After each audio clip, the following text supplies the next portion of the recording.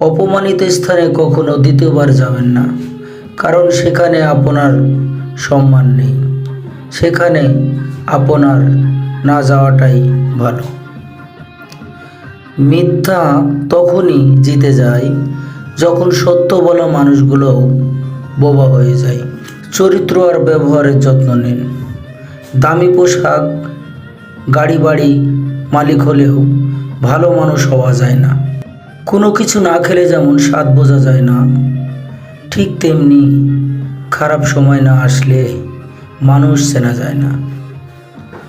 কষ্ট মানুষের সারা জীবন থাকে না, কিন্তু কষ্টের সময় মানুষ ব্যবহারগুলো সারা জীবন মনে রাখে।